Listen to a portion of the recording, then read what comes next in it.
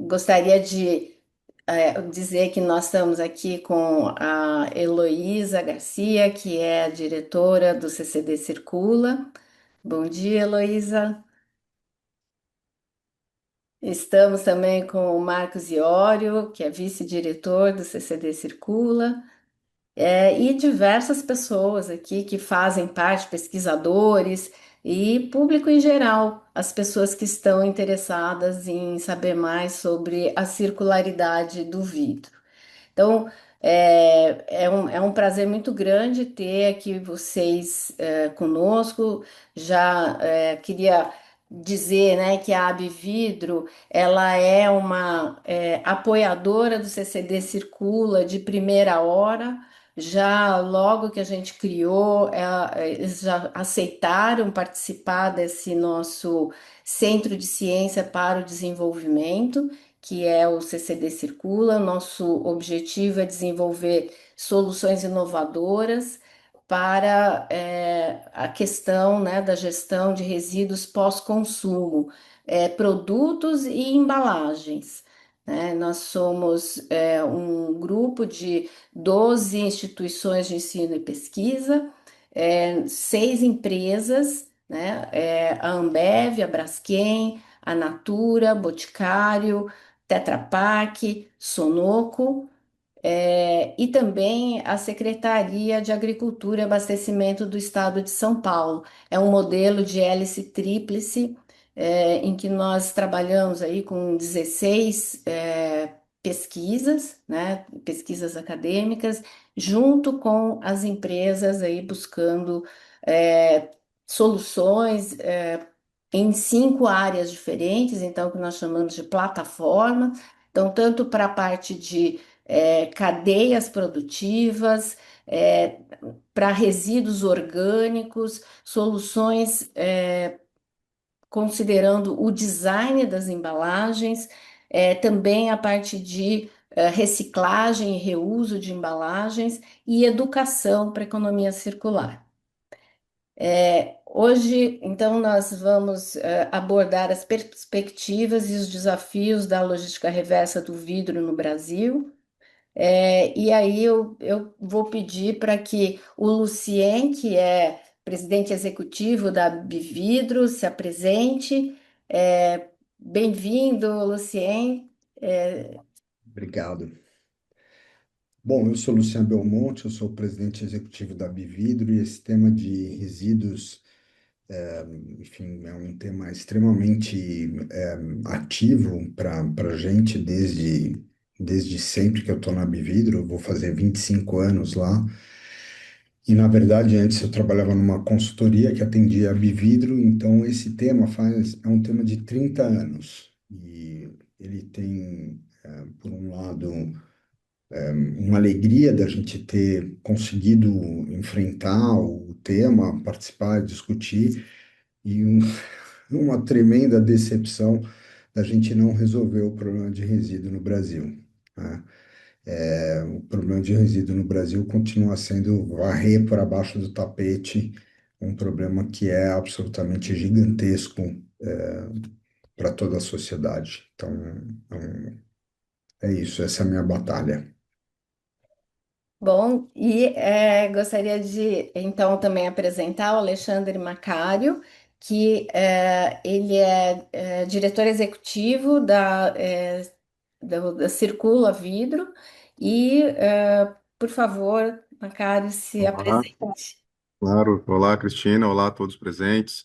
Muito obrigado pela oportunidade desse debate tão importante. Eu acho que quando a gente consegue unir academia, indústria e poder público em prol de uma mesma discussão, a gente evita um bocado de retrabalho, né? Então, estou bastante feliz de poder participar do CCD aqui. Bom, novamente, meu nome é Alexandre Macário, eu tenho quase 16, 17 anos de atuação na área de operações da indústria de vidro. Então, passei por todas as áreas, desde comercial, vendas, planejamento, liderei as operações de compras, logística, demanda e atendimento ao consumidor aí das principais vidrarias aí no Brasil e também da Argentina. E mais recentemente, desde agosto, estou encarregado aí com a nova missão de presidir a Circula Vidro, que é a entidade gestora responsável por articular e o sistema de logística reversa do vidro no Brasil. Então, falamos daqui a pouco. Ótimo. Então, eu vou pedir para o Lucian, então, começar a sua fala e fique à vontade. Bom, acho que a gente pode abordar o tema sobre várias e várias óticas, mas eu acho que eu sempre tento abordar sobre o tema da, da decepção e da desilusão, né? Eu estou numa fase bastante ácida, então falar algumas coisas que eu acho importante. A primeira delas é que a gente tem uma lei há 15 anos e tivemos avanços, mas não tivemos uma solução de um problema. Então, essa é a primeira coisa. A falta de solução do problema não é um problema só do vidro, é um problema do resíduo. Então, todo mundo vai lá, fala um monte de coisa, não, porque eu resolvi, porque eu cresci, porque eu fiz, porque eu aconteci, e a gente continua ainda com 85 milhões de toneladas, de lixo, a gente continua ainda com uma fração, de aproximadamente 25 mil toneladas, de resíduos, potencialmente recicláveis. A gente continua com um monte de cidade com lixão a céu aberto e a gente continua com uma discussão, com uma complacência do poder público em todas as frentes, em cima do que não é corretamente feito no país. Então, isso é uma coisa que continua me decepcionando e, enfim, dá para a gente apontar o dedo para um monte de coisas, inclusive para a gente mesmo, mas de que a política pública não foi implantada, não existiu e não está resolvendo o problema, né? Vidro é um material inerte, portanto, ele é um material que não gera impacto posterior no meio ambiente, ele é neutro, infinitamente reciclável, enfim, desse ponto de vista, a gente vê uma posição bastante positiva do vidro, mas a gente tem uma visão hoje, não só da circularidade e da reciclagem, mas do impacto ambiental do vidro como um todo. Então, a gente tem que considerar a produção, tá?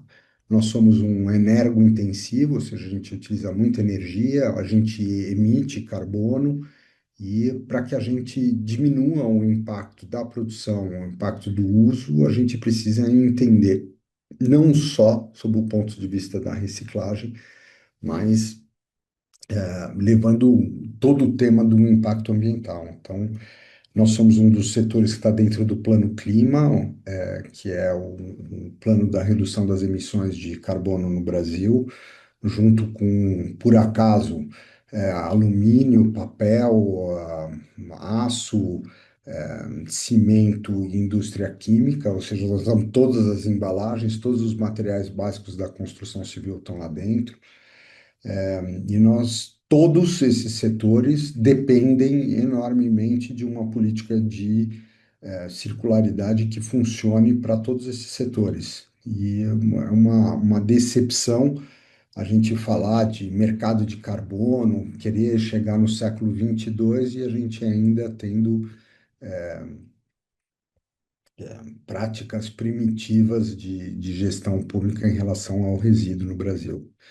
Então, no nosso caso, é um material que vidro é areia, então o custo da matéria-prima é muito baixo, então você não tem uma valoração do resíduo. Então, aquilo que sempre se discutiu no Brasil, que é a reciclagem, a partir do custo do material, não é uma coisa que vai resolver per se o problema da reciclagem de vidro. Então, a gente dependeria de que a lei funcionasse, né? Que a lei funcionasse atribuindo as verdadeiras responsabilidades a todos os elos da cadeia, quer seja consumidor, produtor, comercializador, poder público.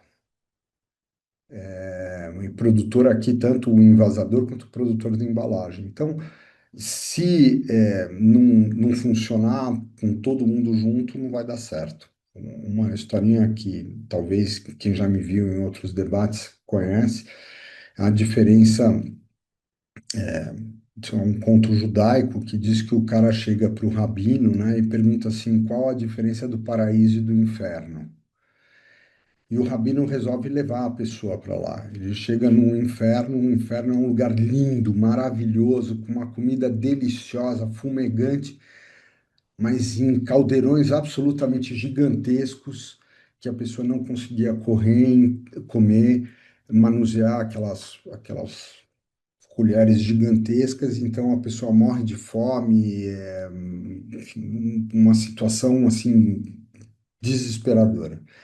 E ele vai no paraíso e é exatamente a mesma comida, o mesmo visual, o mesmo lugar, tudo igual. E as pessoas todas felizes.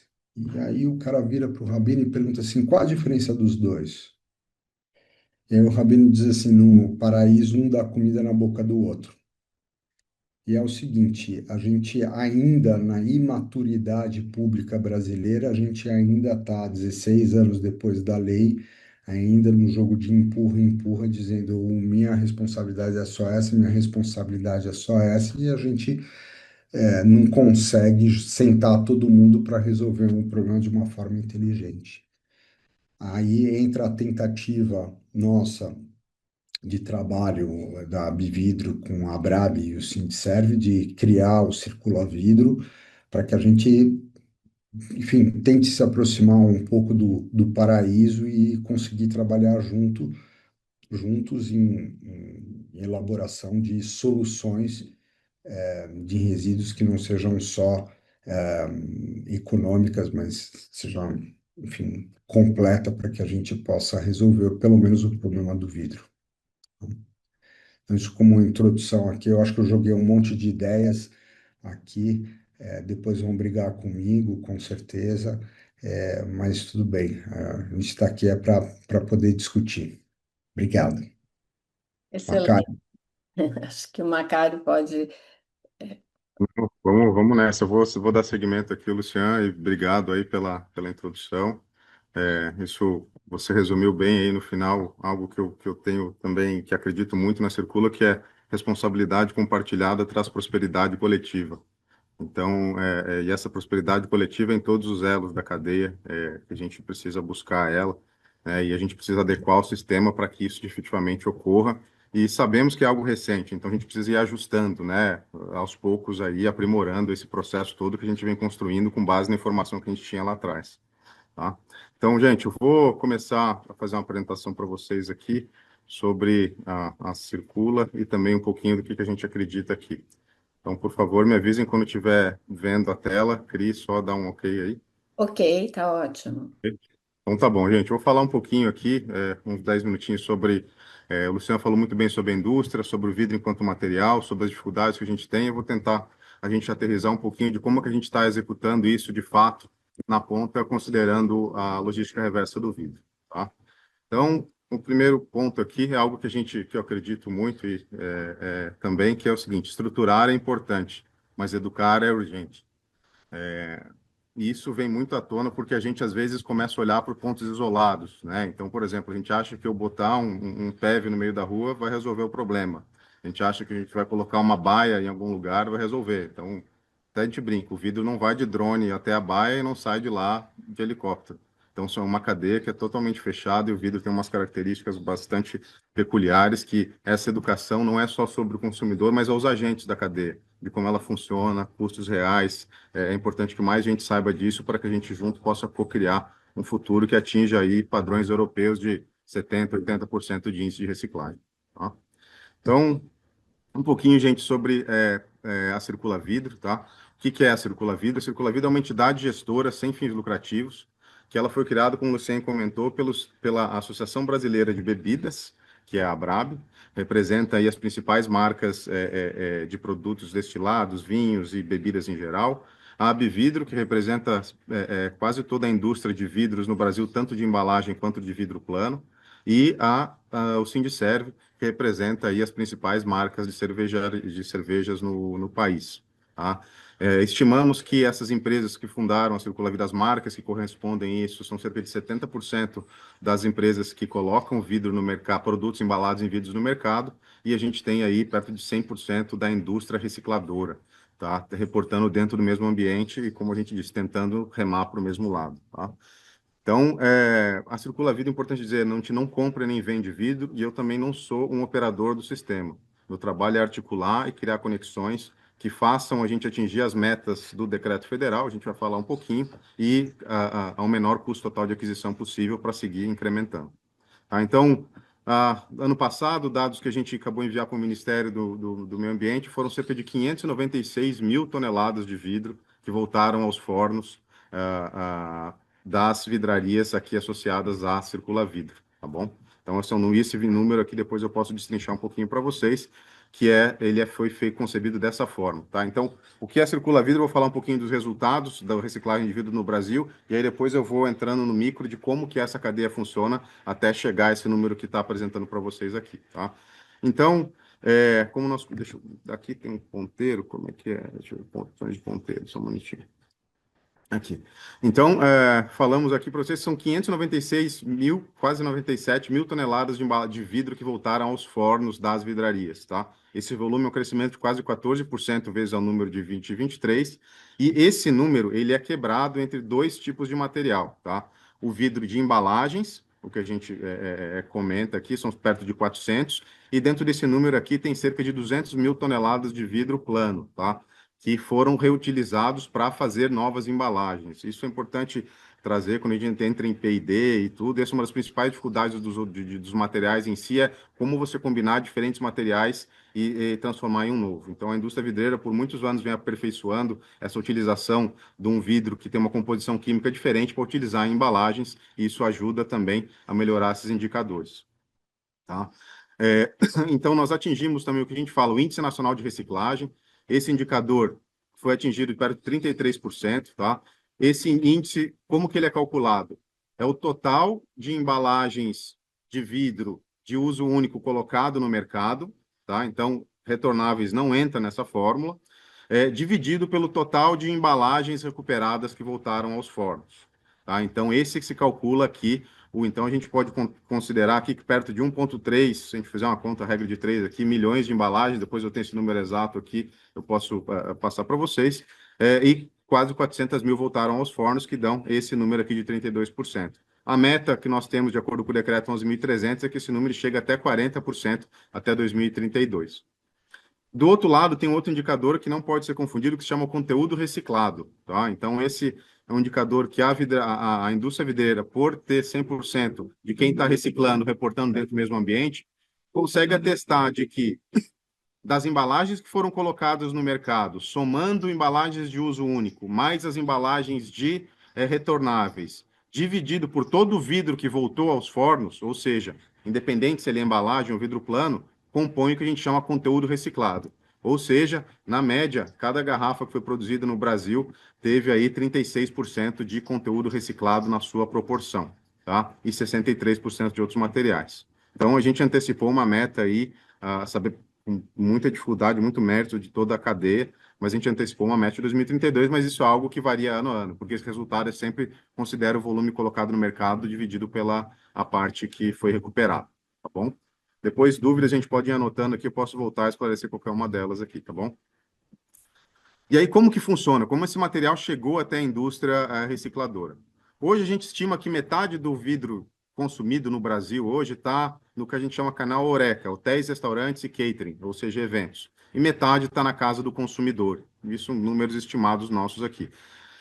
São duas realidades diferentes que a gente tem que atacar para que esse mesmo vidro chegue até a indústria recicladora. Então, quando a gente fala em casa em condomínio, depende de ter coleta seletiva, depende até de, por exemplo, cultura, depende de educação, depende de uma série de coisas, depende de ter cooperativas capazes de triar ou equipamentos tecnológicos capazes de separar o resíduo sólido urbano misturado com maionese, transformar ele em matéria-prima, tá? Então, aqui em bares e restaurantes, a gente tem um fluxo, a gente chama um fluxo um pouco mais limpo. Geralmente são vidros acumulados, onde já há uma separação minimamente acontecendo aqui. Então, Deixa eu só botar para cá para facilitar. Esses dois materiais, né? Parte deles às vezes vem por coleta municipal, parte coleta privada. Esses aqui geralmente vêm pela rede de catadores. A gente também existe casos de cooperativas e catadores atuando como prestação de serviço de coleta em grandes geradores também. Tá? Então esse material geralmente passa para uma unidade primária de triagem. Grande parte das vezes é uma cooperativa, às vezes um polo de consolidação de material, às vezes é um operador privado. Isso é transportado até uma unidade de processamento que vai tirar as impurezas desse material, vai tirar porcelana, alumínio, depois eu vou entrar um pouquinho nisso, vai transformar isso numa matéria-prima e vai transportar até a indústria recicladora, que vai transformar isso em outras embalagens, tá? Então, esse é o fluxo mais ou menos que acontece do vidro até chegar no Brasil. Só que a gente tem uma dificuldade, né? 80% do vidro consumido no Brasil está situado nas bolas vermelhas e azuis, sendo que o Brasil é desse tamanho aqui. Então, 80% do vidro é consumido nessas regiões. E aqui é onde estão localizadas as fábricas que possam capazes de reciclar esse material. Então, por muitos casos, aqui, geralmente o Brasil, né, todo mundo sabe, tem 4.000 quilômetros por 4.000 quilômetros. Então, esse vidro aqui tem que viajar 4.000 quilômetros até chegar aqui. Então, é algo que a gente entra, às vezes, muito dentro dessa conta, e é a parte de todos os custos relacionados à triagem e tudo. Então, isso é um dos principais ofensores da reciclagem de vidro, é como fazer esse material chegar até a unidade recicladora mais próxima. Isso acontece por várias razões, tá, gente? Como o Luciano comentou, a indústria recicladora é capital intensivo, então, mais recentemente, infelizmente, o Brasil acabou de inaugurar esse ano mais uma indústria recicladora no Paraná, e que é a fábrica de garrafas de um dos nossos associados, que, conforme informações públicas, custou 1 bilhão, né, de reais para você fazer. Então, uma nova fábrica de garrafas também é uma nova indústria recicladora colocada no mercado. Tá bom? E aí, quando a gente olha para essa cadeia, e após aí alguns anos operando, tratando com todas as etapas, eu consegui identificar aqui alguns gargalos típicos que a gente vê e pode aplicar em vários casos para da reciclagem de vidro no Brasil. O primeiro deles é pouco incentivo aos engajados, aos convertidos, né, que a gente brinca, e baixa conveniência ao descarte correto. A gente tem um problema educacional que muitas pessoas nem sabem que elas precisam separar o vidro ou o seu resíduo e nem sabem a consequência disso. Mas tem uma grande fatia, né, uma fatia das pessoas que são engajadas são responsáveis com isso.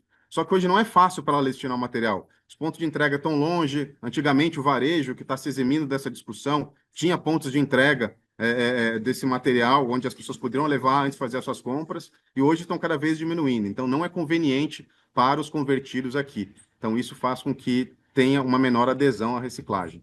A outra é o custo-risco na triagem, tá? O vidro, por características, depois eu vou falar um pouquinho aqui dos materiais, tem alguns contaminantes que são próprios, até inerentes do processo, por exemplo, alumínio. Então, uma tampa de um azeite de alumínio. Então, é preciso separar esse alumínio antes de ele entrar no forno. Então, esse processo torna aí eleva o custo muito grande disso, principalmente porque são poucas empresas no Brasil que têm tecnologia para fazer isso de uma forma automática, tá bom? Um outro gargalo, que isso vem também da parte educacional, né? A gente vê uma porcelana aqui. Todos nós somos educados na nossa casa que quando quebra uma xícara, quebra um prato, a gente tem que colocar junto com a garrafa que quebrou, embolar dentro né, mais antigos jornal, hoje não tem mais jornal, mas você tem que embolar em alguma coisa para proteger o catador ou quem vai manusear isso. Só que, gente, 40 gramas, um pedaço desse tamanho de porcelana, em 1 tonelada, em 1.000 quilos de vidro, inviabiliza uma carga e uma vidraria devolve, tá? Isso não é por uma questão de não querer esse material, é sim por uma questão também de segurança, porque a porcelana ela derrete a uma temperatura muito superior ao vidro, então se ela entra misturada no material, cria pequenas pedrinhas que podem explodir na mão do consumidor. Então, por isso que eles são muito criteriosos com isso. Alumínio também tem o mesmo comportamento. Então, como é que você separa, por exemplo, o espumante que tem aquela cápsula de alumínio ali? Então, isso são um dos grandes gargalos também. E por isso que a gente precisa aí da indústria processadora crescendo, atuando e investindo. Outro ponto também é o enforcement fraco em grandes geradores. Como o Luciano muito bem comentou, né, a gente não pode obrigar as pessoas a separar e não vou tirar de dentro da casa delas. Mas os grandes geradores, há municípios, como, por exemplo, a cidade de São Paulo e alguns outros, que tem uma lei onde quem gera mais de 200 litros de lixo por dia é obrigado a pagar uma coleta privada. Pode falar, Luciano. Macário, aqui eu acho que vale a pena falar da interação do problema do grande gerador e da falsificação de bebida e do mau uso. Perfeito, perfeito, perfeito, Luciano. Obrigado. Que isso aqui, assim, além de você gerar um problema de não ter vidro para reciclagem, quando você não tem um enforcement fraco, forte sobre os grandes geradores, há um grande risco de descaminho e falsificação. Hoje, você tem garrafas de bebidas sendo vendidas no Mercado Livre vazias por R$ 200. Vazias. E, tipo, você enche um produto que custa 1.000 na gôndola.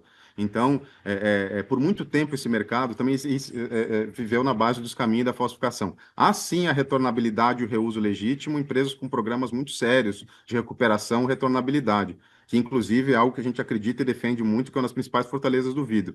Mas da forma como está hoje, além de a gente não ter vidro para as metas aí, a gente acaba competindo no mercado informal. Muitas vezes o pessoal fala, olha, não, mas passa alguém aqui e me paga R$ 5 numa garrafa vazia, que não é retornável. Grandes chances que essa garrafa é destinada à falsificação, tá? Grandes chances. Claro que Para defendemos o voltar, reuso. ou para voltar para a Escócia. É, exatamente. Exatamente. Boa.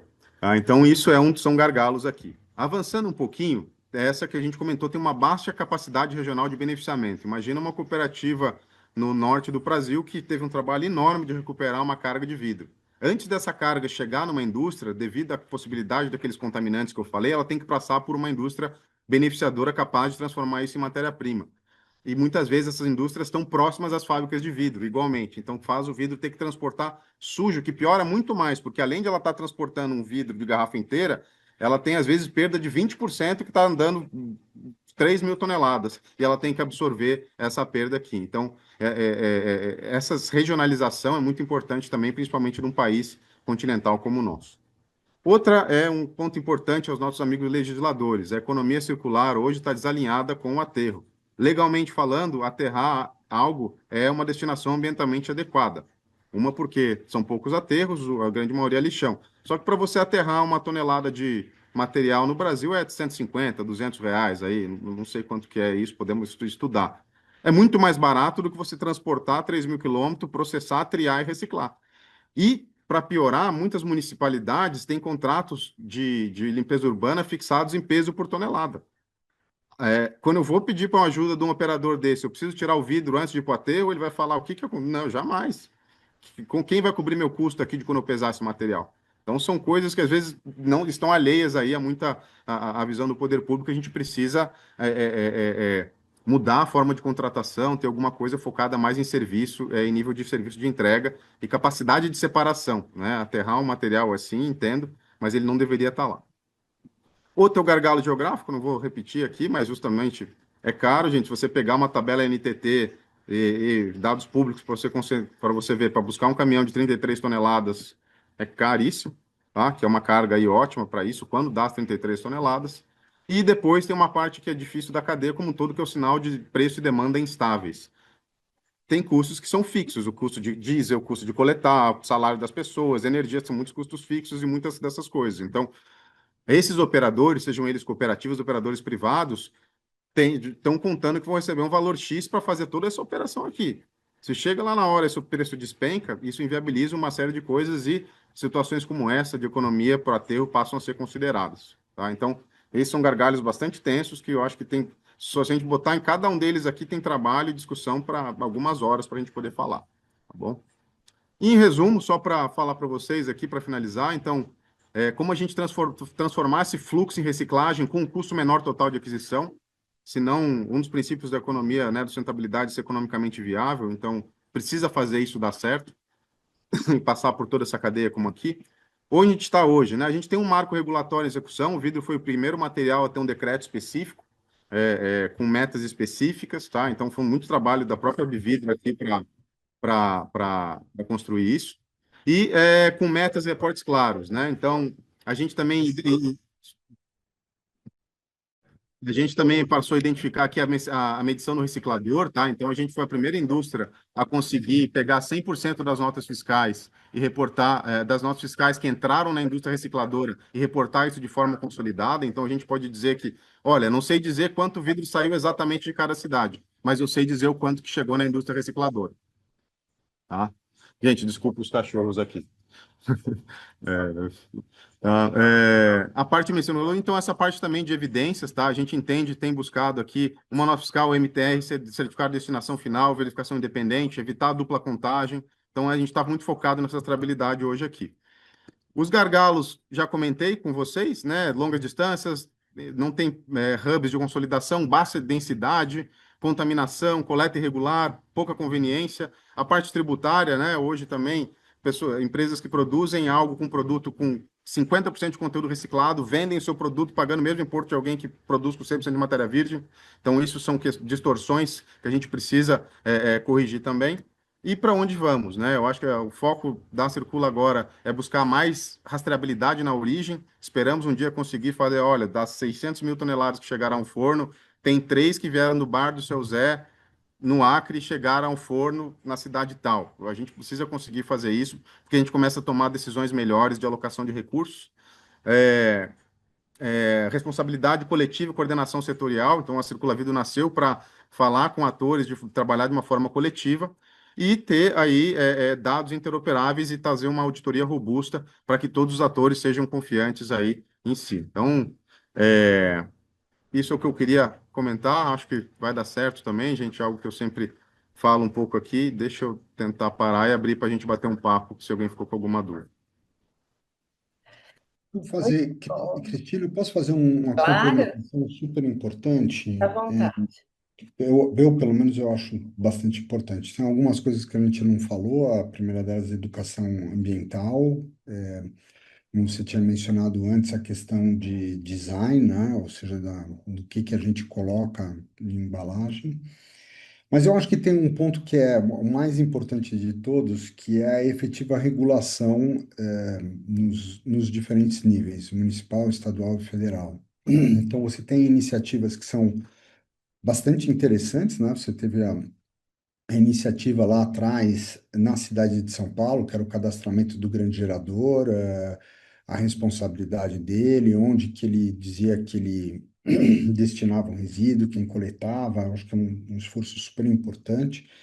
É, Tem um esforço do Mato Grosso do Sul, empreendido pelo Ministério Público, né?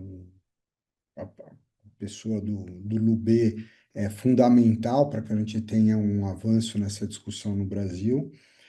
E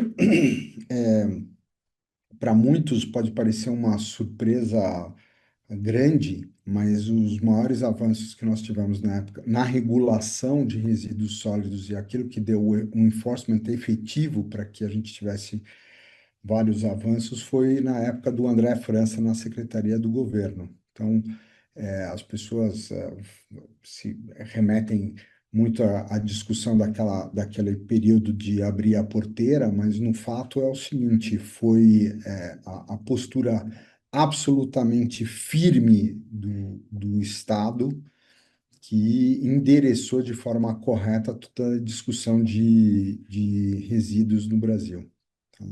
Que colocou de uma certa forma. Então, se você tivesse um alinhamento nos 5.570 municípios, nos 27 estados e na federação, as responsabilizações e a quantidade de gente que a gente sabe, a quantidade de marcas que fazem propaganda de sorriso lindo de catador e que acabam não fazendo a sua parte efetiva naquilo que é a sua responsabilidade, tá? Excelente.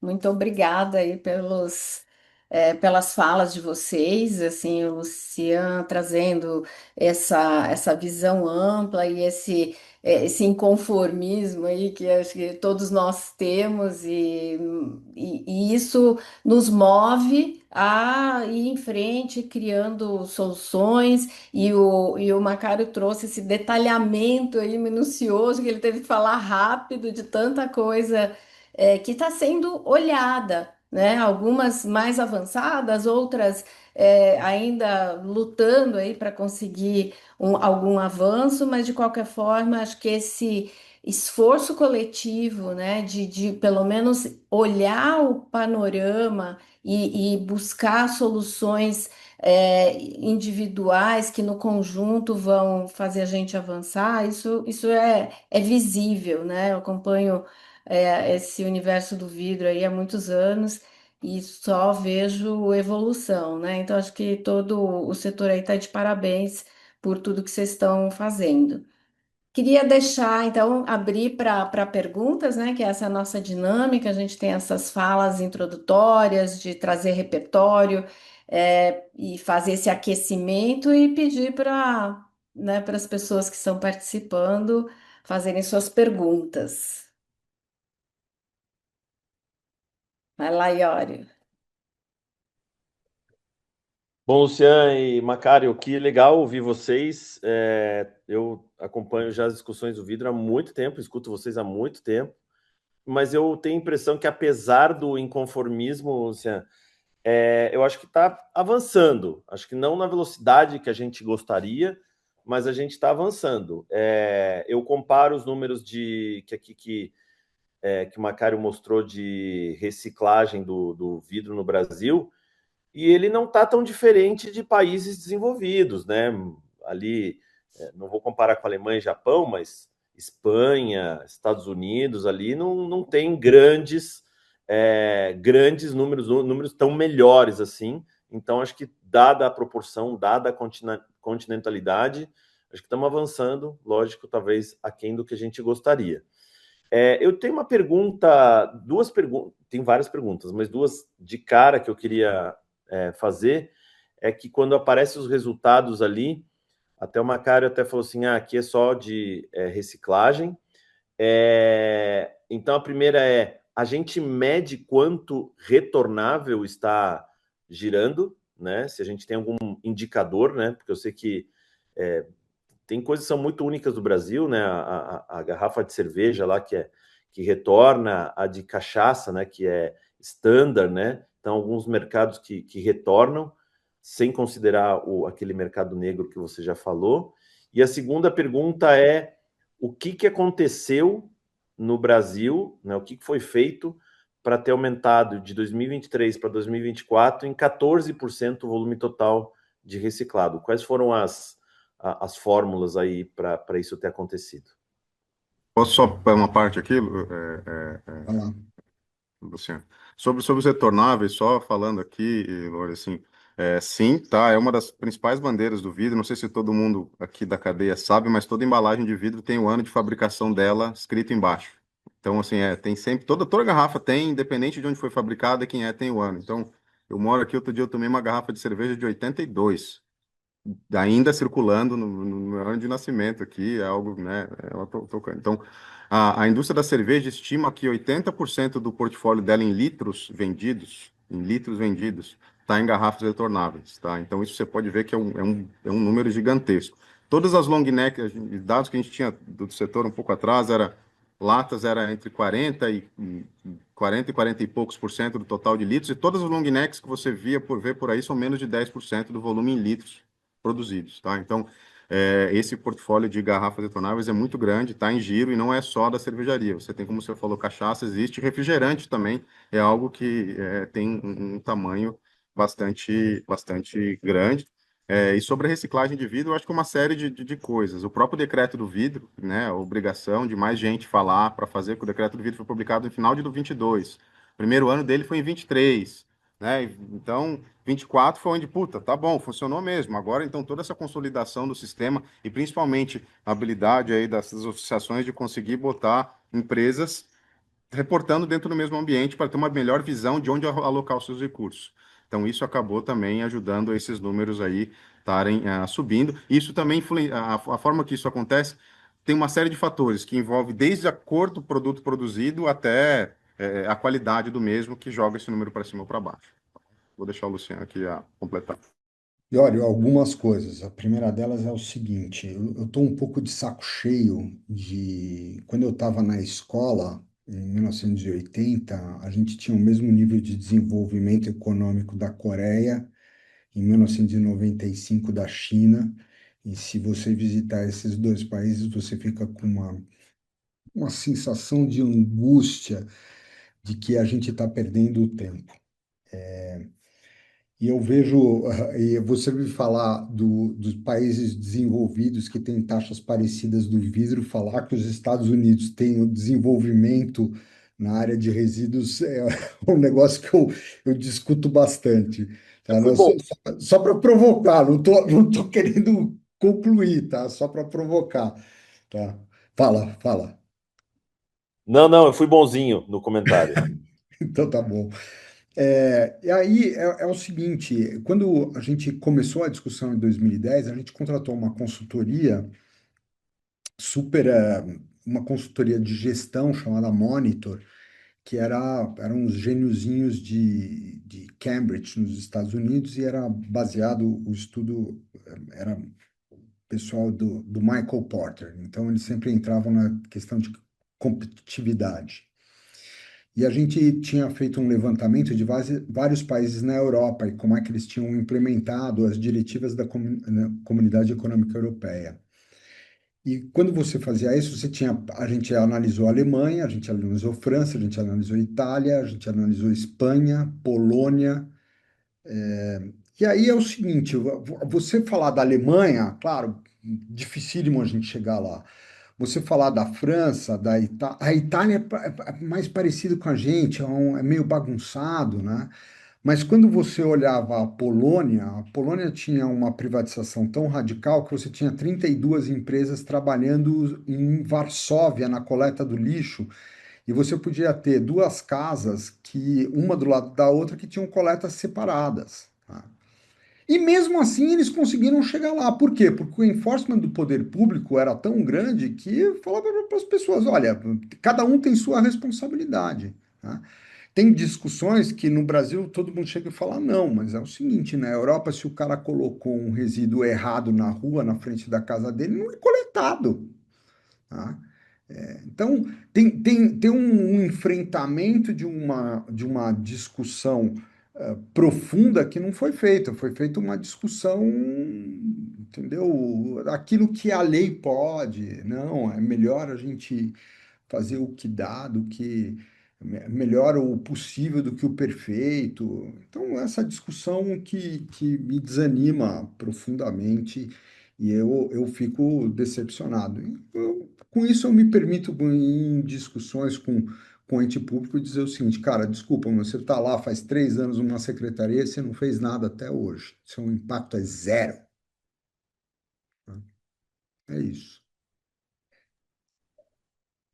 Caru, Bom dia, pessoal.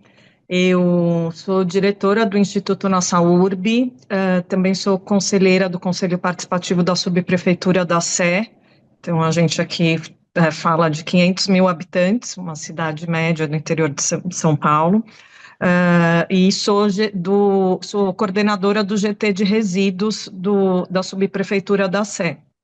Essa revolta que o Lucien tem, ah, também é a minha, assim, eu vejo que o poder público fala, fala, fala e não faz nada. Eu estudei bastante os contratos com as operadoras de resíduos aqui, são muito falhos, eles ajudam as coisas não realmente acontecerem como elas deviam ser acontecidas, e eu moro na região da Cracolândia. Então, aqui a questão dos resíduos está intimamente ligada com a questão social e a questão do uso de droga, né? Então, eu vejo que é um ciclo que inclui poder público.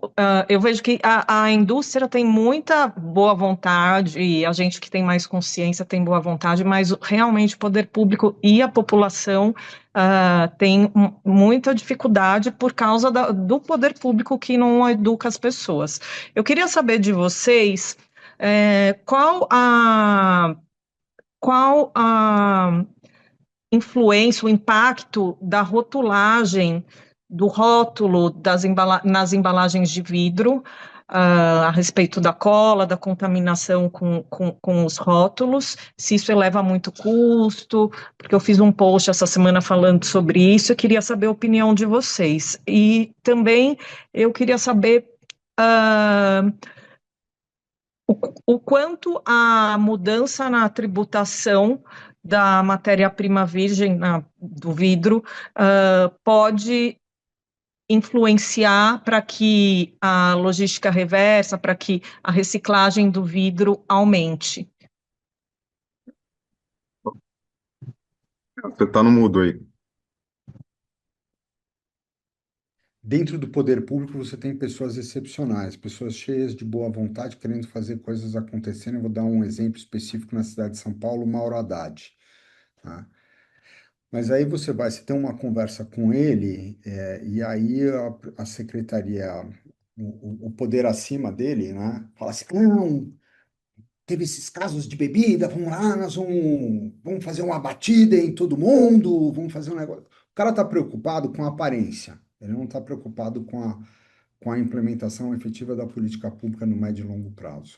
Então, e é o político, não é o técnico, tá? Então, é uma coisa difícil. Quando você está falando de regulação, a gente também está falando de coisas, por exemplo, o que é considerado entidade gestora, ou como eram os verificadores, como é que são os entes, quem é que dá CDF, certificado de destinação final no Ministério do Meio Ambiente, é uma zona, não tem como funcionar isso daí, né? Então, é completamente disperso, não efetivo, e por aí vai. Sobre a região da Sé, gente, deveria ser a região mais fácil, é adensado. Quando é adensado, é fácil de você resolver o problema. Basta você querer resolver o problema. Tá? Só que a gente sabe que, enfim, a análise propinológica do lixo, para utilizar um termo lá de 1000 anos atrás do Sabattai e Calderoni, acaba dando um desvio gigantesco e as coisas acabam não acontecendo. E a gente também tem um lado que acho muito interessante, a discussão brasileira, do social e do tratamento de resíduos, mas quando você tem um problema de 85 milhões de toneladas, não é pelo social que você vai conseguir resolver a totalidade do problema. Ou você tem um sistema, e sistema é um conceito de engenharia com começo, meio e fim, onde cada um dos agentes tem um papel importante. Se você não tiver esse sistema fechado, você não vai conseguir resolver o problema. Deixa eu só responder a parte do rótulo, tá? Para ajudar. Então, obrigado, Luciano. Então, assim, geralmente papel não é um problema, tá? Papel orgânico, ele acaba entrando dentro dos fornos, etc. Rótulos, em geral, não são um pior dos problemas. O problema do reciclagem de vidro real é porcelana e alumínio e pedra. Tá? Então, esses são os principais ofensores aí quando a gente pensa em tudo. A dificuldade dos rótulos, alguns rótulos autoadesivos, eles chegam a ocupar aí até 20, 30% do tamanho da garrafa quando ele está colado. Então, às vezes, esses rótulos, quando ele quebra e passam nas máquinas de inspeção automática dos grandes processadores, dos grandes da indústria beneficiadora, essas máquinas funcionam com leitor óptico. Então, esse leitor óptico trava no papel e dá um falso positivo, e às vezes ele acaba tipo desperdiçando aí 30% de uma garrafa, às vezes, que está coberto com aquele plástico. Já tem estudos em andamento, mas esses autoadesivos que cobrem boa parte e não saem, acabam causando uma perda maior na indústria processadora. Papel, em geral, não é um problema, tá bom? Então, só para responder. Carol. Olá, pessoal, bom dia. Estou aqui na Amazônia, nordeste do estado do Pará. E, bom, estou aqui em Igarapé-Açu. A gente é credenciado dentro do programa de logística reversa da ABRAB, o Glesis Good. Nós somos o único município do interior do estado do Pará a fazer a logística reversa do vidro. Então, assim, essa é a primeira reflexão, porque isso vai ao encontro do que o Macário mostrou, né? A gente tem uma questão muito séria em relação à logística desse material, muita perda econômica, né? Eu sou consultora do programa Glass is Good, mas antes disso, a gente desenvolve um projeto dentro do instituto que nós temos aqui, que é o IDEASU, que chama Movimento Moeda Verde. Então, a gente troca material reciclável por uma moeda que circula no território. Nós temos um banco social que oferece microcrédito com essa moeda social, e o vidro a gente não consegue inserir nessa circularidade da moeda verde dentro do território, que realmente é uma pena por questões econômicas mesmo, né? Eu vi ali no gráfico que o Macário mostrou que a gente tem pouco, né, de vidro, mas a gente recebe muito vidro aqui. Esse vidro ele é descartado de maneira inadequada, ele está nas nossas praias, ele está em caquinhos, né, prejudica a desova de tartaruga, toda aquela outra questão, e aumenta em 300% o índice de atendimento nos postinhos, né, principalmente de crianças que se cortam com esse vidro. Nas nossas praias, a gente tem salinas aí, né, como essa grande vitrine, mas a gente está trabalhando, e essa é a parte boa, né, a Valéria está aqui, acho que a Maíra também, que são aí as nossas grandes mentoras nesse processo dentro do programa. A gente está levando 2 trituradores de vidro, que é o moinho formiga, para uma ilha, né? Não sei se vocês conhecem o moinho formiga, mas é uma tecnologia que a gente está testando aqui no Pará, apresentamos durante a COP, junto com o governo do estado, que é a SEMAS do estado, e aí eu acho que é isso que o Luciano falou, que dentro do governo a gente às vezes encontra, né, esses seres aí que de fato enxergam essa problemática e essa tragédia ambiental que a gente vive em relação ao vidro. Os grandes poluidores dos nossos ecossistemas aqui, a gente está falando não só de rios, praias, mas nessa nossa região aqui, muitos igarapés, né, a gente tem esse problema muito sério com o vidro e o plástico. E a gente tem toda essa cadeia para ser pensada, né, de fato, a gente tem trazido isso para o governo do estado, tem trazido isso para o poder público, a conversa com os gestores públicos municipais é muito difícil, por falta eu acho que de visão mesmo, né, de olhar para esse mercado, né. Aqui a gente tem um agravante, porque a gente não tem aterro sanitário, a gente tem lixão, o único aterro está na região metropolitana de Belém. Então, se esse vidro não é retirado, ele vai para o lixão do município. E hoje a gente faz isso aqui por uma questão de compromisso ambiental mesmo, e não econômica. Inclusive, a gente é muito criticado pelas cooperativas da região metropolitana, porque a gente anda com a blusa, né, da marquinha Glass is Good, vidro é bom, o pessoal fica meio que debochando da gente, que vidro não é nada bom, que não traz nada de rentabilidade, né, de lucro, né, econômico para a cooperativa. Mas aqui no nosso caso é isso, a gente olha para os outros aspectos, gera inclusão social, né, a gente tem uma cooperativa que nasceu desse programa da logística reversa, com o Glass is Good, né? A gente já enviou aí quase 200 toneladas de material reciclável. Isso para grandes cidades é muito pouco, mas para a gente é gigante, porque a gente está mesmo com a faca entre os dentes abrindo trilha. E eu acho que uma questão que eu queria trazer aqui é, de fato, em relação a um engajamento, né? Como é que a gente faz isso? Hoje, por exemplo, em Igarapé-Açu, a gente tem um centro de triagem, né, que eu falo assim, que a gente tem um hospital equipado e o paciente não chega, que são os resíduos, né? Então, a gente não consegue trazer o vidro na capacidade que a cooperativa tem para operar esse vidro, que são cerca de 40 toneladas por semana, né? Então, se a gente tivesse um fluxo e a gente geograficamente está bem localizado para fazer esse material escoar, enfim, seria um cenário ideal. A gente tem trabalhado, temos construído planos de trabalho junto com o governo do estado, junto com o Ministério Público do Trabalho também, que é um grande parceiro nosso aqui na região, mas esse ainda é um grande gargalo. Como fazer esse vidro chegar, né? E são campanhas de educação ambiental mesmo, né? Agora, como eu disse, dia 24, a gente vai fazer essa entrega dos trituradores na ilha de Maiandeua, mas não é só colocar esses trituradores no ecoponto, a gente vai precisar que esse vidro chegue lá. né? Que ele saia da praia. E tem lei, tem decreto, mas as pessoas entram na ilha igual como se estivessem com droga, assim, ilícita, né? Escondendo as garrafinhas nas malas e tal. Então, a gente precisa desse apoio, eu acho que isso é fundamental, como que a gente consegue fortalecer, sabe, não só essa cadeia financeira de logística, da operação, mas também da educação, um trabalho forte, contínuo e duradouro. Desculpa aí, que eu acho que eu me empolguei. Obrigada, gente. Obrigada, Macário. Vou comentar, mas agradeço aí, parabéns. Eu acho que tem saído, acho que saiu essa semana 40 toneladas aí do Pará, né, de destinação, então algo bastante raro, como você comentou.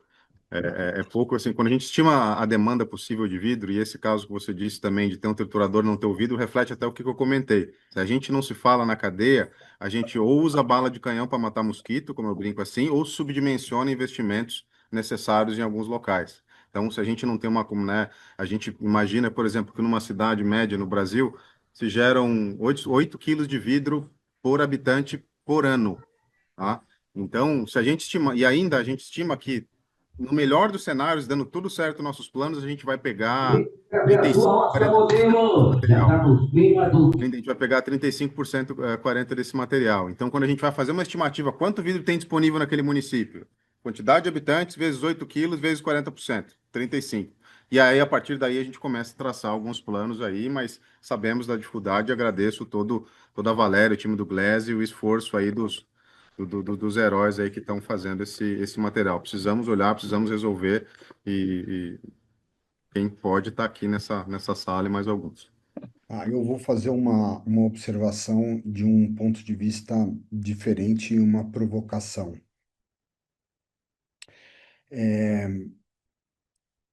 Quando a gente está falando de uma distância acima de X mil quilômetros, o que a gente tem que pensar é na reciclagem, no reuso, no reuso secundário. Qual é efetivamente a solução ambiental que a gente tem que dar para aquele problema? E aqui é uma reflexão de dizer o seguinte: Rondônia, Roraima, Acre, uma parte do Pará, Manaus, Amazonas. A melhor forma é a gente pensar em reciclagem e num país que utiliza todo o seu transporte a diesel, portanto altamente emissor, a gente fazer voltar para a fábrica ou a gente tem que pensar em outros usos, né? A gente estava falando no começo, o Macário tem um glamping que é considerado um dos melhores glampings do Brasil, na Bahia, em Corumbau, e ele fez paredes no glamping dele com as próprias mãos, com uma parte da estrutura que dá a rigidez das paredes do glamping dele com garrafas de vidro, tá? Então, eu acho que a gente. E aqui fica o desafio, Cristina, quando você me falou do CCD, que você falou de inovação, tá? Então, qual é, num país com as dimensões continentais do Brasil, qual a forma correta de a gente tratar resíduo? Que na Europa é lindo e maravilhoso, tem 27 países, 30 países, mas a distância de 4 mil quilômetros é a distância entre Lisboa e Moscou, tá? Que é a mesma que a gente tem no Brasil. Então, a gente não pode pensar a mesma solução que a gente está pensando em outro lugar, tá?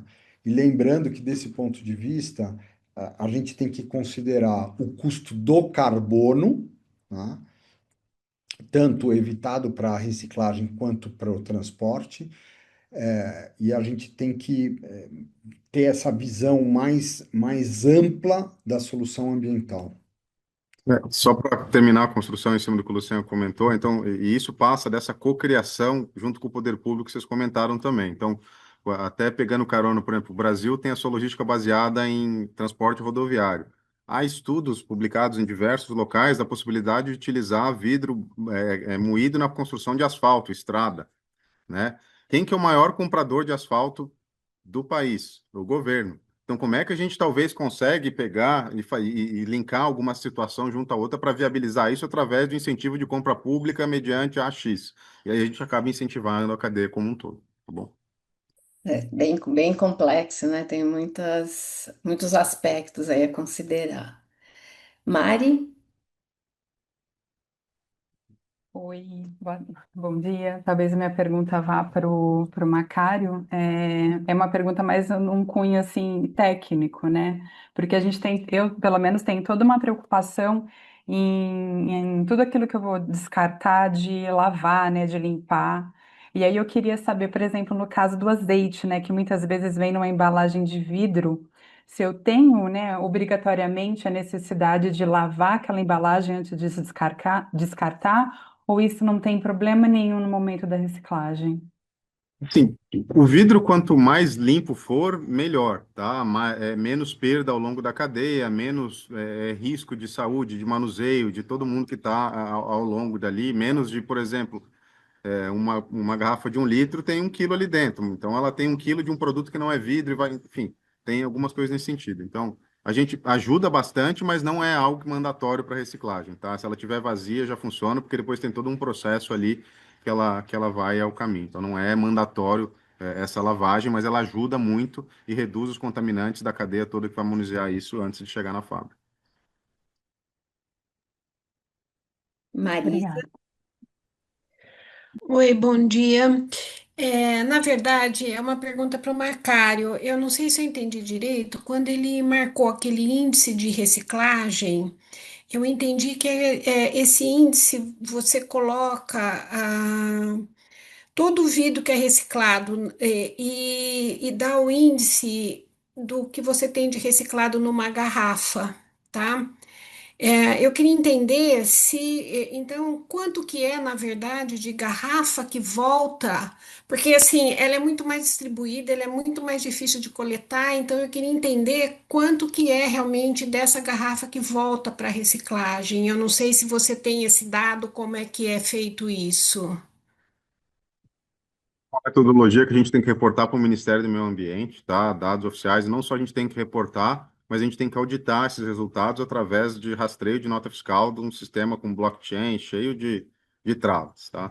Mas basicamente é importante a gente saber, existem dois indicadores para a indústria da reciclagem do vidro. Um se chama índice de reciclagem de embalagens. Esse índice de reciclagem, ele é calculado só para entrar um pouco no detalhe aqui, mas como que todo o volume, a indústria de vidro tem que fazer uma declaração, somar todas as fábricas, todas as marcas, botar num sistema anonimizado e dizer, olha, todo mundo juntos, somados, colocamos 1 milhão de toneladas no mercado no ano.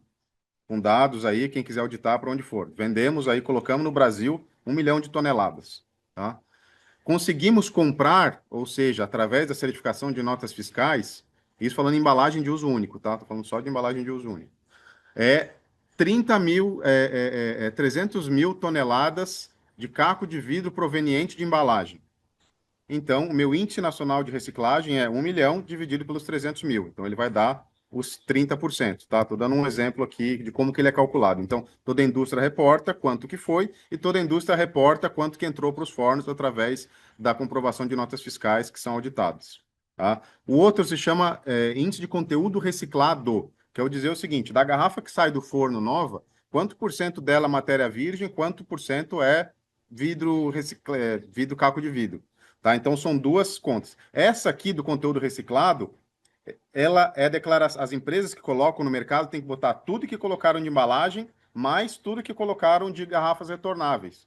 Porque essas garrafas retornáveis, por mais que elas foram produzidas, você não quer que ela volte, você não quer que ela quebre de novo, você quer que ela fique rodando ali dentro. Por isso que ela não é considerada no nominador do outro índice. Mas para conteúdo reciclado, essas garrafas retornáveis que foram produzidas contêm todas as embalagens que entraram, todo o vidro plano que se misturou ali dentro e criou.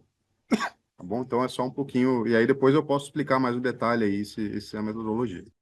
Não, eu não tinha entendido exatamente, mas muito obrigada, Macário. Cris, antes da Valéria falar, posso falar claro, uma coisa? Eu claro, acho fica à que, vontade. eu acho que cabe dizer um pouco o que é o trabalho da Valéria e o que é o trabalho do Felipe, e o trabalho da Abrab na questão de reciclagem de resíduos, porque é um trabalho muito sério, feito com muita consciência muito bem estruturado. Então, acima de tudo, qualificar as pessoas que estão por trás na Abrab e no Glass is Good. Tá? Valéria, Felipe, essencialmente, tirar o chapéu para vocês. É isso aí, acompanho. Muito bom e concordo. Valéria, por favor. Agradeço aí o Luciana, é uma luta de, vamos para 16 anos, o Glass is Good, ele começou em 2010, um pouco antes da Política Nacional de Resíduos Sólidos, ele começa numa empresa, numa multinacional que ela tinha ali a preocupação com descaminhos das garrafas, né? E na sequência vem o texto da lei, quando nós olhamos, o programa se encaixava no texto da Política Nacional, e daí, em dezembro, ela foi sancionada e nós já estávamos aí começando a coletar o vidro. Então, quando eu comecei o programa lá em 2010, eu achava que era muito simples. Você vai lá, coleta o vidro, você manda para reciclagem, está tudo certo. Mas daí a gente vai aprendendo que não é tão simples assim, que existem custos, que existem todo um descaminhos, né? Que a gente está vendo com essa questão do metanol, que está dando muita dor de cabeça. E você não tem assim muito apoio também da questão dos grandes geradores.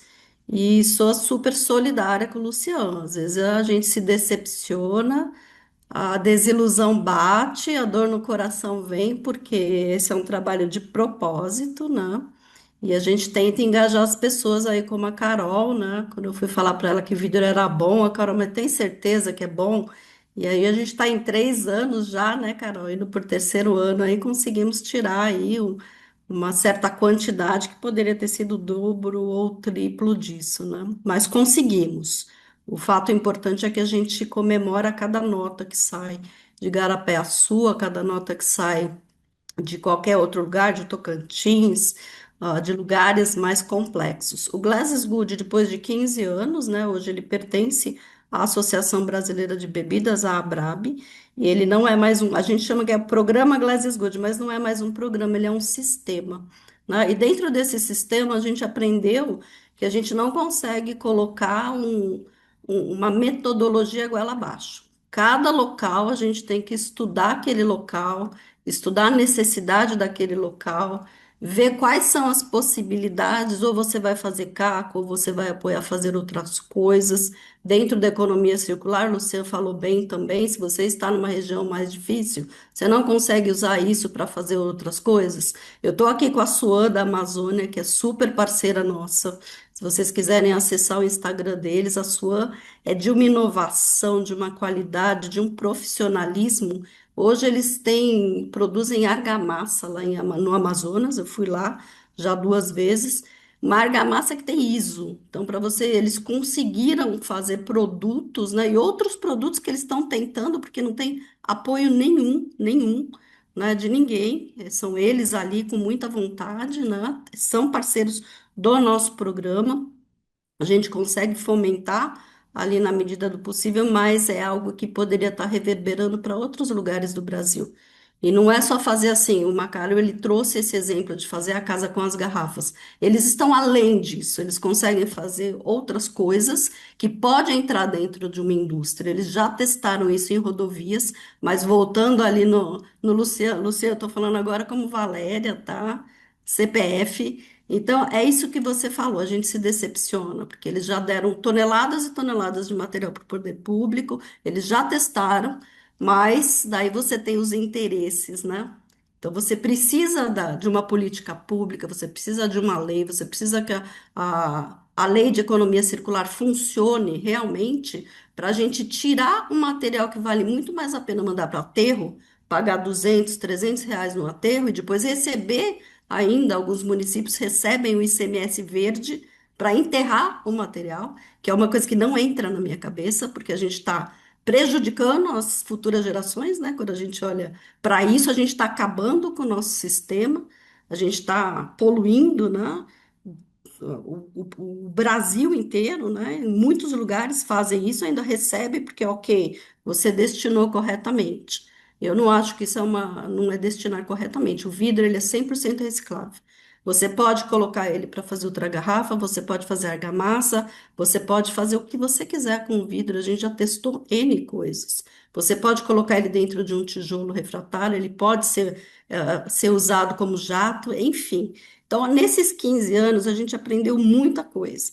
E uma das coisas que a gente coloca, assim, toda a nossa equipe, né, que vidro bom é vidro no forno ou vidro sendo reutilizado, né? Então, a gente tem casos e cases muito exitosos, e é isso, a gente tem que trabalhar. O vidro, para mim, é paixão, para minha equipe é paixão, e a gente faz de tudo para que isso funcione dentro do sistema. No caso da Carol, né, lá de Garapé-Açu, eu falo assim que eu tenho muito orgulho disso, porque a gente acabou conectando, né, o norte, o nordeste e também o centro-oeste. Então, os equipamentos que foram para o Pará, eles são equipamentos que foram estudados pelo Glasgow para que eles tenham a qualidade que a indústria exige, porque se você pega um equipamento, você quebra demais, a indústria não aceita, né, Macário? Fez pó, não aceita. Se não tem 5 milímetros, você tem que medir o caco, a indústria não aceita. Então, a gente desenvolve equipamentos e a gente já coloca a regra. A regra é, tem que ser esse tamanho, tem que ser assim, tem que ser assado. Tanto equipamento industrial, que foram lá para 4 cooperativas no Pará, muito orgulho aí, trabalho da Carol, do Fábio, que são super parceiros, assim como o Moinho Formiga, que é uma alternativa que a gente usa muito em eventos, a gente já está há 5 anos desenvolvendo com a empresa, né, que é a Sustec, que faz isso muito bem feito, e a gente conseguiu levar para o Pará também, e agora está indo para as praias. Então, eu espero que tenha muito sucesso, e a gente está aqui para fazer com que a cultura da logística reversa do vidro pegue no coração das pessoas para que as pessoas, quando vê aquele. Aqui em São Paulo tem muito isso e eu presto muita atenção. A gente chama de Minion, né? Que é o coletor amarelo. A pessoa tem coragem de jogar uma garrafa na árvore, no pé da árvore, mas ela não tem coragem de atravessar a rua e jogar isso dentro do coletor. E às vezes eu xingo as pessoas na rua, infelizmente, né? Vem aquela coisa e fala, poxa, né, é tão difícil você pegar essa garrafa. E às vezes eu pego a garrafa, atravesso a rua e as pessoas ficam me olhando com cara feia. Mas é isso, a gente não tem educação, nem educação formal, nem educação ambiental. E a gente precisa disso, a gente precisa engajar essas pessoas, talvez pelo coração, né? Espero que seja assim, né, Macário? Macário me conhece bem, Luciano me conhece bem, e é isso. E vocês, por favor, tá? Comecem a engajar essas pessoas também, façam isso em casa. Se vê alguém jogando no pé da árvore, manda tirar e jogar no coletor correto. Tá? Muito obrigada. Boa. Excelente. Não sei se o Macário ou o Luciano querem comentar alguma coisa. Não, só agradecer aí, né? Eu também participei desse projeto aí há bastante tempo. A Val e todo o time do Glass estão sempre na linha de frente, brigando e vai e fala. E eu acho que a gente precisa, esse sentimento de revolta nos ajuda a mover muitas coisas. Então, muito obrigado aí. E a gente precisa de mais gente na batalha. Guerreira, só isso. Isso aí. Muito bom. Paulo? Bom dia, gente. Vou ser rapidinho aqui. Rapidamente, eu sou o Paulo do Descascando a Ciência, trabalho com divulgação científica e esse ano a gente começou a trabalhar junto ao CCD Circula para levar um pouco sobre o assunto para as pessoas, né? E a minha pergunta para o Luciano e para o Alexandre é justamente essa. O que vocês sentem falta que a sociedade poderia saber e que ela não sabe? Que tipo de informação que vocês acham que está faltando para que a gente possa levar para a sociedade, né? Eu acho que vai direto com o que a Valéria acabou de falar, acho que falta muita informação para ela, muita gente não sabe ainda. Queria algumas ideias aí para eu anotar aqui, quem sabe a gente trabalhar nisso. Obrigado, gente. Paulo, o vidro é um material absolutamente maravilhoso, né? Do ponto de vista de ciência, o Brasil é um dos países que mais discute vidro no mundo. Um pesquisador do Laboratório de Materiais Vítreos de São Carlos, o professor Edgardo Trazanotto, é um dos 3 mais nominados em pesquisas de vidro no mundo. Deve assumir a International Commission on Glass, que é o centro de ciência e pesquisa de vidro no mundo aqui no Brasil. Então, O vidro é um material absolutamente fantástico. A gente está falando de um aspecto específico aqui, que é o aspecto da embalagem, né? E você tem milhões de discussões de ciência possíveis por trás, como aliviamento de peso, vidro flexível, vidro que não quebra, a discussão se vidro é líquido ou é sólido, dependendo da classificação química ou física, tem um monte de coisas, né? É um material absolutamente apaixonante. Do ponto de vista da educação, a gente tem um projeto dentro da Bividro chamado Ecoa Circular, é um projeto de design thinking que a gente oferece de forma gratuita para quem quiser baixar. É uma trilha de conhecimento para alunos do ensino fundamental 1, ensino fundamental 2 e ensino médio, para ser utilizado nas escolas de forma absolutamente gratuita, né? E muitas vezes você tem discussões, tem um estado que veio com uma discussão com a gente assim, "Não, o que nós precisamos fazer é reciclagem no estado, o que nós precisamos fazer é educação ambiental, e vocês têm que contratar aqui um especialista de educação que custa X mil reais e não sei o que para a gente implantar no estado." Eu falei, não, eu já tenho. Não, não, não, não, mas o de vocês não é o que a gente quer aquele. Tá? Então, e aí começa aquela pressão que você não sabe se é porque é o sobrinho, o tio, ou porque trabalhava no Banco Master, vai saber. Então, no final das contas, tem um lado difícil. Então, quem quiser Ecoa Circular, procure, é gratuito, é um projeto que não está lá como um Abividro, né? É um projeto budista, é ajudar sem ver a quem, tá? Então, se quiserem adotar isso daí, é super legal. A gente não tem braço para ir em todos os lugares. A gente foi fazer a capacitação dos professores especificamente em dois lugares que foi muito emocionante para a equipe que teve lá, que foram duas aldeias indígenas, inclusive, obviamente, no Macário, né, lá em Corumbau, que a gente foi absolutamente sensacional. E a gente vê que, na verdade, você falar de educação ambiental, na verdade, você está falando de um processo civilizatório. A gente está falando de um monte de coisa aqui que diz respeito à nossa civilidade, né? E a decepção é porque a gente acha que a gente é civilizado e quando a gente se olha no detalhe, a gente fala assim, nossa, estão tão longe disso. E, enfim, é um pouco esse desafio que também faz parte da minha indignação. Agora, o que você quiser falar de ciência de vidro, me procura depois. A gente te bota em contato com os professores, tudo, inclusive um encontro mundial de ciência e tecnologia de vidro do ano que vem será no Brasil, tá? E o Zanotto deve assumir a presidência do ICG, então a gente tá sempre a fim de discutir tudo. Inovação, se quiser discutir, Cristina, inovação, para a gente ver se a gente vai fazer a Casa do Macário, se a gente vai fazer a substituição de rachão por pedra, de pedra que não existe na região norte do Brasil para impermeabilização de aterro, o que for, a gente está afim de discutir e participar e avançar, tá? Inclusive, só para dar um exemplo, semana passada eu estava falando com o pessoal de fibra de vidro. Por incrível que pareça, fibra de vidro, fibra de vidro é um macarrão que desce de panelas, né? Todas furadinhas, então o vidro incandescente ele desce aquilo e quando ele vai descendo, você já tem uma aplicação de uma resina, né? Então ele não volta para a reciclagem da fibra de vidro. E ele não estava sendo utilizado em lugar nenhum. Então, semana passada eu estava falando com o pessoal, eles gastam milhões de reais em aterro, que não volta para a indústria. Então, tem uma discussão aí de ciência e de inovação que a gente precisa fazer, porque tem 11 mil toneladas sendo desperdiçadas por uma fábrica, 11 mil toneladas indo para o lixo, para o aterro todo ano. Então, a gente precisa resolver esses problemas para ser exemplo no mundo inteiro, nesse caso. Vamos atrás.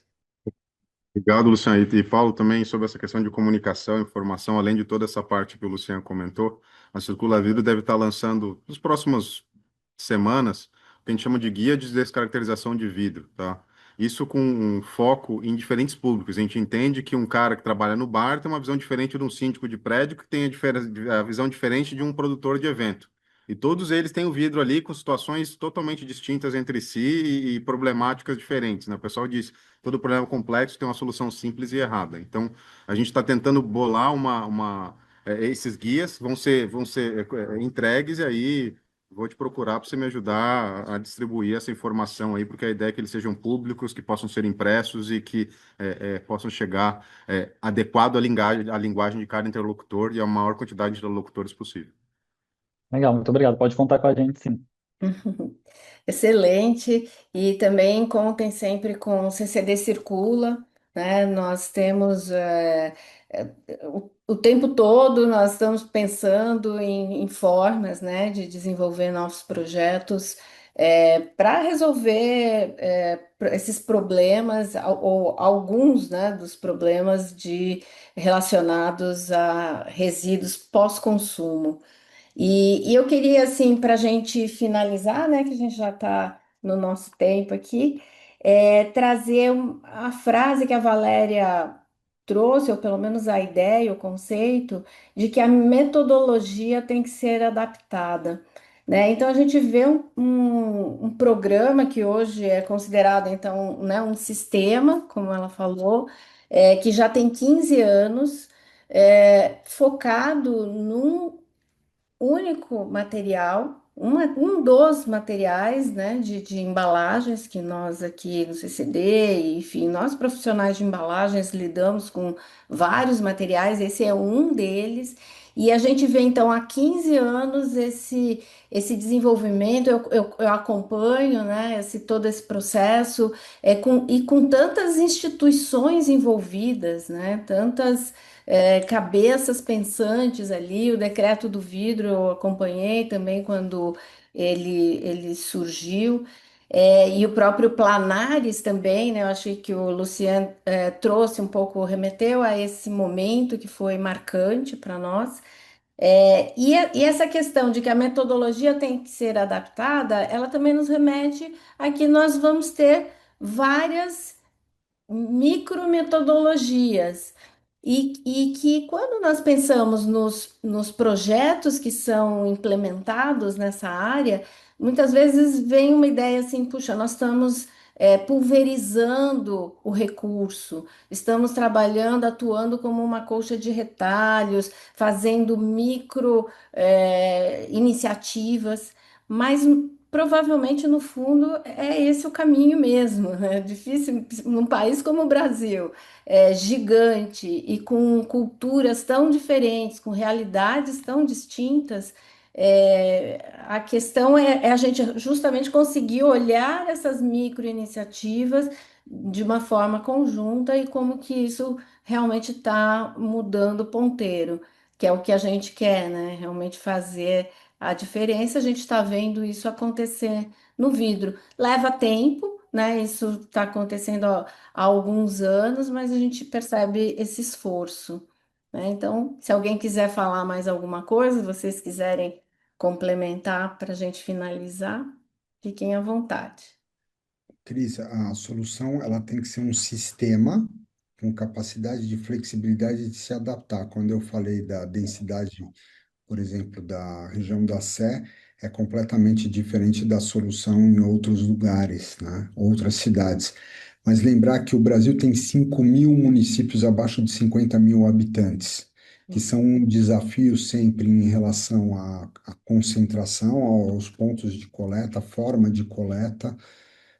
Então, a gente não entrou na tecnicidade da discussão, que a gente poderia ir horas para dentro disso daí, mas os desafios são enormes e com gente bem intencionada e querendo fazer acontecer, eu não tenho dúvida que um dia a gente chega lá, tá? Obrigado pela oportunidade de a gente estar aqui, estar discutindo com vocês. E o canal está sempre aberto para todo mundo procurar a gente e a gente conversar. Ok, muito obrigada, Luciana.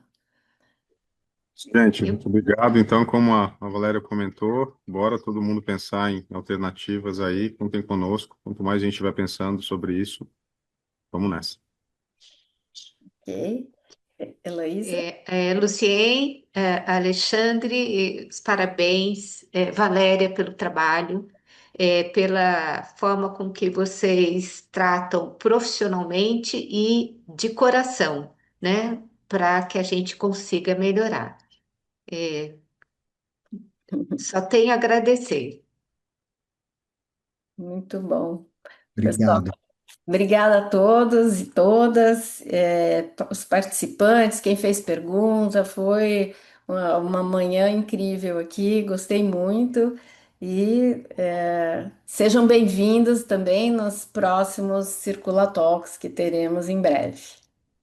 Estamos à disposição sempre, tá Ok. bom? Mas, gente, valeu. Tchau, tchau. Prazer, Tchau, obrigado. gente. Tchau, Obrigada, tchau. viu? Tchau, tchau.